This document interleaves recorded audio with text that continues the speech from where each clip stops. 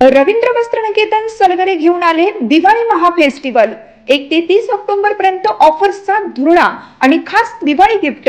नारायणपेठ साडी 333, काजूकतली पैठणी 693, गजलक्ष्मी पैठणी 754, राजहंस व Kalanjali Paithani 747, linen shirt 387, khadi shirt piece 243 आणि boys shirt फक्त 199 मध्ये।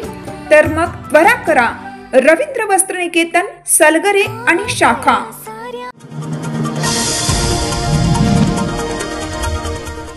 मी संघर्षाला घाबरणारा माणूस नाही। मला आव्हानात्मक गोष्टी आवडतात। अनेक मातब्बर माजलेल्या पैसेवाल्यांचा माज मी जिरवलेला आहे। कारखानदार हे चिल्लर आहेत। खासदार विशाल पाटील हे फक्त आटपाडी आणि जतमध्येच बैठक घेतात, त्यांना मतदारसंघातील इतर तालुके दिसत नाहीत। गोपीचंद पडळकर हा जत आणि आटपाडीमध्ये असतो, म्हणून सर्व नेत्यांना हे दोन तालुके दिसतात। त्यामुळे जातीवादाचा एवढा किडा असेल तर तो ठेचावाच लागेल, असा इशारा भाजपाचे आमदार गोपीचंद पडळकर यांनी दिलाय। इतिहास हा क्रांती करणाऱ्यांचा लिहिला जातो, कोणाच्या चपला उचलणाऱ्यांचा लिहिला जात नाही। आमचा इतिहास चांगल्याच अक्षरात लिहिला जाईल, असा टोला त्यांनी यावेळी लगावलाय। आटपाडी तालुक्यातील विभूतवाडी येथे आयोजित कार्यक्रमात ते बोलत होते। यावेळी बोलताना गोपीचंद पडळकर म्हणाले, जयंत पाटील, विशाल पाटील आणि विश्वजित कदम एकत्र असताना आपल्याशी विशेष कदम आणि विशाल पाटील या दोघांनी संवाद साधल्यानंतर जयंत पाटलांनी त्याच्याशी कशाला बोलता असं सांगितलं होतं। हा किस्सा सांगत पडळकर यांनी यावेळी सांगितलं, जातीवादाचा एवढा किडा असेल तर तो ठेचावा लागेल। विशाल पाटलांकडून फक्त आटपाडी आणि जतमध्येच मीटिंग घेतल्या जातात, जिल्ह्यात इतर कुठेही त्यांच्या मीटिंग होत नाहीत, कारण गोपीचंद पडळकर आटपाडी आणि जतमध्ये आहे असं सांगत गोपीचंद पडळकरांनी खासदार विशाल पाटलांवर जोरदार टीका केली। मी संघर्षाला कधी घाबरत नाही, मी संघर्षातूनच तयार झालोय। जितक्या फोर्सने माझ्यावर माणूस अंगावर येतो तितकाच इंटरेस्ट मला काम करायला येतो, तसेच मजा येते। राज्यातले अनेक मातब्बर पैसेवाले मी बघितलेत, माजलेले पैसेवाले बघितलेत, त्यांचा माज जिरवलेला कार्यकर्ता मी आहे। जेव्हा मी मागे लागतो तेव्हा त्यांचं करिअर मी उद्ध्वस्त करतो। विनाकारण माझ्या मागे लागू नका, तोंड दाखवायला जागा शिल्लक राहत नाही। राजकारण दुरून खूप गमतीचं दिसतं, पण एकदा रणांगण तापू द्या, असा इशाराही पडळकर यांनी दिलाय। माजी मंत्री विश्वजित कदम यांच्या सोनिरा साखर कारखान्याच्या 26व्या गळीत हंगामाच्या प्रसंगी विश्वजित कदम आणि विशाल पाटील यांच्यात सारखा साखर कारखाना चालवण्यावरून मर्मविनोद रंगला। डॉक्टर पतंगराव कदम सोनिरा साखर कारखान्याच्या 26व्या गळीत हंगामाचा प्रारंभ कारखान्याचे अध्यक्ष माजी आमदार मोहनराव कदम यांच्या उपस्थितीत डॉक्टर विश्वजित कदम आणि त्यांच्या पत्नी स्वप्नाली कदम यांच्या हस्ते झाला। यावेळी उशिरा दाखल झालेल्या खासदार विशाल पाटील यांना उपस्थित सभासद आणि कदम यांच्याकडून बोलण्याचा आग्रह झाला। अचानक बोलायला उभं राहिलेले खासदार विशाल पाटील गडबडून म्हणाले, माझा मला कारखाना चालला नाही आणि तुमच्या कारखान्याच्या उद्घाटनाला भाषण करायचं हे जरा चुकीचं होईल, असं म्हणताच उपस्थितांनी हसून दाद दिली। विशाल पाटील यांचा धागा पकडत आमदार विश्वजित कदम यांनी त्यावर भाष्य केलं। दुसऱ्याकडून कारखाना कसा चांगला चालवायचा हे जर कुणाला शिकायचं असेल तर विशाल पाटलांकडून शिकून घ्यावं, असं म्हणताच उपस्थितांनी खळखळून दाद दिली। शेतकरी आणि सभासद यांच्या सहकार्याने जर का आपल्या कारखान्याने 13 लाख मेट्रिक टन ऊस गाळप झाला तर कारखान्याच्या वतीने 3300 पेक्षा जास्त ऊस दर देण्यात येईल। यावेळी आमदार डॉक्टर विश्वजित कदम यांनी जाहीर केले, यावर्षी सोनिरा कारखान्याची उच्चांकी दराची परंपरा कायम राहिली, परंतु उच्चांकी दराची जबाबदारी जशी कारखान्याची आहे तशी उच्चांकी गाळपासाठी ऊस पुरवण्याची जबाबदारी शेतकरी आणि सभासदांची आहे, कारण उच्चांकी गाळप झाले तरच उच्चांकी दर देता येतो, हे त्यांचं गणित आहे। हा कारखाना आपल्या तालुक्याचं नाक असून कारखान्यास आजवर मिळालेले पुरस्कार हे फक्त कारखान्याचे नसून प्रत्येक सभासद, शेतकरी आणि कामगारांचं असल्याचं त्यांनी यावेळी बोलताना सांगितलं। देशी बनावटीचं पिस्टल मध्य प्रदेशातून सांगली जिल्ह्यात विक्रीसाठी आणणाऱ्या सराईत दोघांच्या मुसक्या आवळण्यात पोलिसांना यश आले। या दोघांकडून 5 पिस्टल आणि 12 जिवंत काडतुसांसह 3,32,500 रुपयांचा मुद्देमाल पोलिसांनी जप्त केलाय। स्थानिक गुन्हे अन्वेषणच्या पथकाने रमा उद्यान कॉलनी येथे सदरची कारवाई केली। या प्रकरणी मलिक सलीम शेख आणि प्रथमेश उर्फ पाट्या सुरेश पाटोळे अशी अटक केलेल्यांची नावे, तर राजेंद्र सिंग उर्फ गोलू सिंग, बडवानी सिंग टकराना हा पसार झालाय। स्थानिक गुन्हे अन्वेषण विभागाचे एक पथक शहरात पेट्रोलिंग करत होते। यावेळी माहिती मिळाली की संशयित मलिक शेख आणि त्याचा साथीदार रमा उद्यान कॉलनी येथील ऑक्सिजन पार्क येथे पिस्टल विक्रीसाठी येणार आहे। मिळालेल्या माहितीप्रमाणे पथकातील कर्मचाऱ्यांनी त्या ठिकाणी सापळा रचून मलिक शेख आणि प्रथमेश पाटोळे यांना ताब्यात घेतलं। त्यांची झडती घेतली असता मलिक शेख याच्याजवळ असलेल्या सॅकमध्ये 5 देशी बनावटीचे गावठी पिस्टल आणि 12 जिवंत काडतुसे मिळाली। त्यांच्याकडे कसून चौकशी केली असता त्यांनी सांगितले की दोघांनी मध्य प्रदेशला जाऊन संशयित राजेंद्र सिंग टकराना यांच्याकडून विक्रीसाठी सदरचा पिस्टल आणि काडतूस आणल्याचं सांगितलं। यावेळी दोघांना ताब्यात घेऊन मिरज शहर पोलीस ठाण्यात गुन्हा दाखल करत पुढील कार्यवाहीसाठी त्यांच्याकडे सुपूर्द करण्यात आलं। चौकशी दरम्यान संशयित राजेंद्र सिंग यांचं नाव आल्याने त्याचा शोध घेण्यासाठी सांगली पोलिसांनी मध्य प्रदेश येथे जाऊन शोध मोहीम राबवली असता तो मिळून आला नाही। दरम्यान संशयित मलिक शेख हा रेकॉर्डवरील गुन्हेगार असून त्याच्या विरोधात मिरज शहर पोलिसात आर्म ॲक्ट प्रमाणे गुन्हा दाखल आहे। स्थानिक स्वराज्य संस्थांच्या निवडणुकीत जिल्ह्यात महाविकास आघाडीतील घटक पक्षांबरोबर आघाडी करण्याबाबत काँग्रेस पक्षाच्या बैठकीत मर्मभेद दिसून आलेत। अनेक तालुक्यातील पदाधिकाऱ्यांनी आघाडी करण्यास विरोध केला तर काहींनी आघाडी करण्याची मागणी केली। त्यामुळे आता तालुकानिहाय निरीक्षकांच्या बैठका होतील। त्या बैठकीतील अहवालानंतर स्वबळावर लढायचे की आघाडी करायची याचा निर्णय घेतला जाणार असल्याचे पक्षाचे जिल्हा निरीक्षक माजी मंत्री रमेश बागवे यांनी स्पष्ट केले। स्थानिक स्वराज्य संस्थांच्या निवडणुकीच्या पार्श्वभूमीवर पदाधिकाऱ्यांशी चर्चा करण्यासाठी पक्षाचे जिल्हा निरीक्षक माजी मंत्री रमेश बागवे सांगलीत आले होते। त्यांनी येथील काँग्रेस कमिटीमध्ये पदाधिकाऱ्यांची बैठक घेतली। या बैठकीला पक्षाचे जिल्हाध्यक्ष विक्रम सावंत, शैलजा पाटील, जितेश कदम, सुजय शिंदे, माजी मंत्री रमेश बागवे म्हणाले, जातीयवादी शक्तीच्या विरोधात काँग्रेसची लढाई असणार आहे। भाजप हा नंबर 1चा शत्रू आहे। संविधान टिकवण्यासाठी जातीयवादी शक्तीला नष्ट केलं पाहिजे। नागरिक महागाईने होरपळत आहे।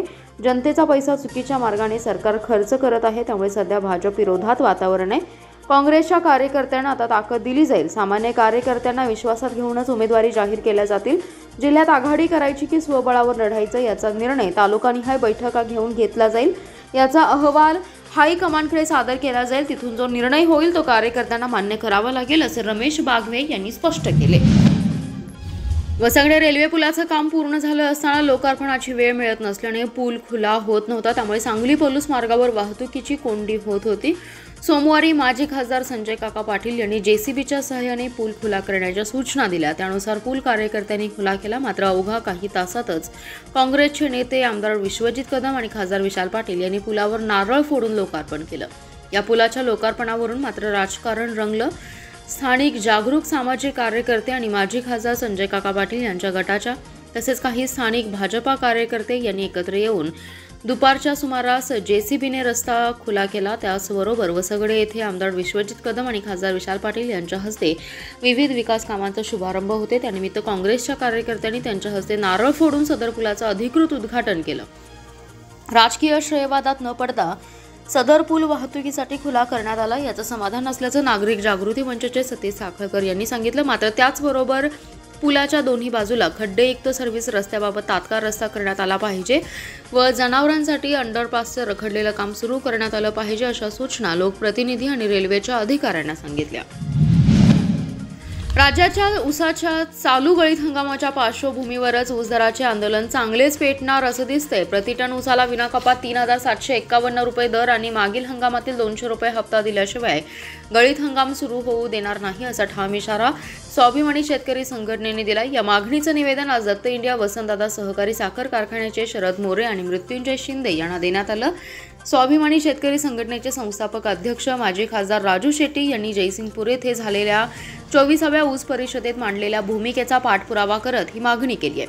निवेदनात म्हटले की गेल्या वर्षभरात साखरेचा दर 3800 प्रति क्विंटल पर्यंत गेला असून इथेनॉल, अल्कोहोल, बगॅस, मोलॅसिसमधून कारखान्यांनी कोट्यवधीचा नफा कमवलाय। तरी देखील शेतकऱ्यांना न्याय दर न मिळणं ही शेतकऱ्यांच्या मेहनतीचा अपमान आहे असं संघटनेने ठामपणे नमूद केले। तसेच 25 किलोमीटरपर्यंत वाहतूक कपात मर्यादित ठेवावी आणि 25 किलोमीटर क्षेत्रासाठी 750 कपात मान्य, त्या पलीकडील वाहतूक खर्च शेतकऱ्यांवर टाकू नये अशी मागणी करण्यात आली। स्वाभिमानी संघटनेने 10 नोव्हेंबरपर्यंत अल्टिमेटम देत त्यावर तीव्र आंदोलन उभारण्याचा इशारा दिला। यावेळी जिल्हाध्यक्ष सूर्यकांत मोरे, कार्याध्यक्ष संदीप राजोबा, बजरंग पाटील, विक्रम पाटील, भास्कर कदम, बाळासाहेब पाटील, संजय वेले, जगन्नाथ भोसले, मनोहर पाटील यांच्यासह पदाधिकारी आणि शेतकरी उपस्थित होते। मिरज तालुक्यातील माधवनगर आणि तासगाव तालुक्यातील डोंगरसोनी गावामध्ये शक्तीपीठ महामार्गाच्या मोजणीसाठी आलेल्या अधिकाऱ्यांना शेतकऱ्यांच्या रोषाला सामोरं जावं लागलं। यावेळी शेतकऱ्यांचा रुद्रावतार पाहून अधिकाऱ्यांना तिथून काढता पाय घ्यावा लागलाय।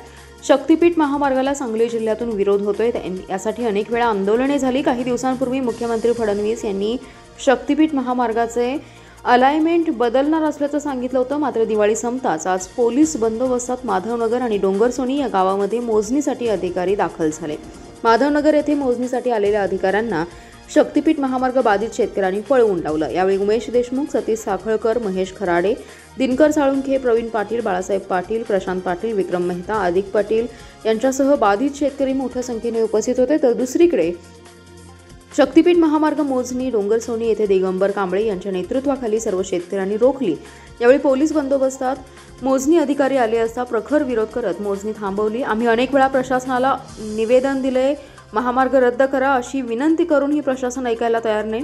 शेतकऱ्यांचा संयम तुटण्याच्या अगोदर प्रशासनाने निर्णय घ्यावा आणि शेतकऱ्यांना त्रास देण्याऐवजी सरकारला शेतकऱ्यांचं दुःख सांगावं, अन्यथा शेतकऱ्यांचा संयम सुटल्यास प्रशासनाशी संघर्ष करावा लागेल असा इशारा शक्तीपीठ महामार्ग बाधित संघर्ष समितीचे नेते दिगंबर कांबळे यांनी दिलाय। सातारा जिल्ह्यातील फलटण येथील उपजिल्हा रुग्णालयात काम करणाऱ्या महिला वैद्यकीय अधिकारी डॉक्टर संपदा मुंडे यांचा झालेला मृत्यू हा संशयास्पद आहे। सदर प्रकरणामध्ये सखोल आणि निष्पक्ष चौकशी करण्यासाठी तात्काळ उच्चस्तरीय SITची नियुक्ती करावी, अटकेतील दोषींवर तात्काळ कारवाई करावी। सदरचा गुन्हा हा गंभीर असल्याने जलद गतीने न्यायालयात खटला चालवावा अशी मागणी महाराष्ट्र राज्य राजपत्रित वैद्यकीय अधिकारी संघटना गट अ च्या वतीने करण्यात आली आहे। यावेळी आपल्या मागण्यांचं निवेदन civil surgeon doctor Vikramsinh Kadam यांच्या नेतृत्वात जिल्हाधिकाऱ्यांना देण्यात आलं। यात म्हटलंय की फलटण येथील उपजिल्हा रुग्णालयात कार्यरत असलेल्या महिला वैद्यकीय अधिकारी डॉक्टर संपदा मुंडे यांनी दैनंदिन कामकाजाच्या प्रचंड तणावामुळे जीवन संपवलं। त्यांचा संशयास्पद मृत्यू अत्यंत दुर्दैवी, अमानुष आणि संतापजनक आहे। राज्यातील संपूर्ण जनता आणि आरोग्य अधिकारी कर्मचारी यांच्यात तीव्र असंतोष, असुरक्षितता आणि संस्थात्मक अविश्वास निर्माण करणारी आहे। या घटनेचा आम्ही तीव्र शब्दात निषेध करतोय। ही बाब केवळ एक महिला अधिकाऱ्यापुरती मर्यादित नसून संपूर्ण सार्वजनिक आरोग्य यंत्रणेच्या सुरक्षिततेवर, पर्यायी समाजावर थेट आघात करणारी आहे। त्यामुळे या संपूर्ण प्रकरणाची निपक्षपातीपणे चौकशी होणं गरजेचं आहे। जर आमच्या मागण्यांबाबत येत्या 10 दिवसात सकारात्मक निर्णय न झाल्यास राज्यव्यापी आंदोलन करून सर्व सेवा आम्ही बंद ठेवू असा इशारा देण्यात आलाय। यावेळी डॉक्टर विक्रमसिंग कदम, डॉक्टर विवेक पाटील, डॉक्टर प्रवीण पाटील, डॉक्टर जयंत सावंत, नितीन चिवटे, संदीप कोडक, अभिजित सांगलीकर, दीपिका तोवर, दीपाली सावळे, आशा चौगुले यांच्यासह वैद्यकीय अधिकारी उपस्थित होते। क्रीडा व युवक सेवा संचालनालयाच्या पत्रानुसार 19 वर्षातील मुली आणि वयोगटाच्या राज्यस्तरीय शालेय व्हॉलीबॉल स्पर्धा आणि 19 वर्षातील मुले व मुली या वयोगटाच्या राज्यस्तरीय शालेय मलखांब क्रीडा स्पर्धेच्या आयोजनाचा मान सांगली जिल्ह्याला मिळालाय। व्हॉलीबॉल स्पर्धांचं आयोजन 2 ते 4 नोव्हेंबर या कालावधीत होणार असून स्पर्धांचं आयोजन दर्जेदार करण्याचे आदेश जिल्हाधिकारी अशोक काकडे यांनी दिलेत। जिल्हा क्रीडा परिषद आणि जिल्हा क्रीडा संकुल या समितीच्या आढावा बैठकीच्या अध्यक्षस्थानावरून ते बोलत होते। जिल्हाधिकारी कार्यालयातील बैठक कक्षात आयोजित या बैठकीस निवासी उपजिल्हाधिकारी डॉक्टर स्नेहल कणीचे, क्रीडा उपसंचालक सुहास पाटील, जिल्हा क्रीडा अधिकारी किरण बोरवडेकर, जिल्हा माहिती अधिकारी संप्रदा बेडकर, उपशिक्षणाधिकारी नागेश ठोंबरे आदी जण उपस्थित होते। जिल्हाधिकारी काकडे म्हणाले, दोन्ही स्पर्धा राज्यस्तरीय असल्याने संपूर्ण स्पर्धेचं नियोजन राज्य शासनाच्या मार्गदर्शक सूचनानुसार काटेकोर करावे। स्पर्धेसाठी क्रीडांगण सुसज्ज असावे। क्रीडांगणावर वीज व्यवस्था, बॅरिकेड, स्टेज, मंडप, ध्वनिक्षेपक आदींची योग्य ती व्यवस्था करावी। पिण्याचं स्वच्छ पाणी पुरवण्यात यावं। प्राथमिक उपचार व्यवस्था उपलब्ध ठेवावी असं त्यांनी यावेळी सांगितलं। जिल्हाधिकारी अशोक काकडे म्हणाले, राज्यातील 8 विभागांचे 8 संघातील खेळाडू, निवड चाचणीसाठी खेळाडू, संघ व्यवस्थापक, मार्गदर्शक, पंच, निवड समिती सदस्य, स्वयंसेवक अशा जवळपास 197 व्यक्ती राज्यस्तरीय शालेय व्हॉलीबॉल स्पर्धेत, जवळपास 91 व्यक्ती मलखांब स्पर्धेत सहभागी होणार आहेत। कोणताही गैरप्रकार होणार नाही, असुविधा होणार नाही याची दक्षता घ्यावी असं त्यांनी यावेळी स्पष्ट केले।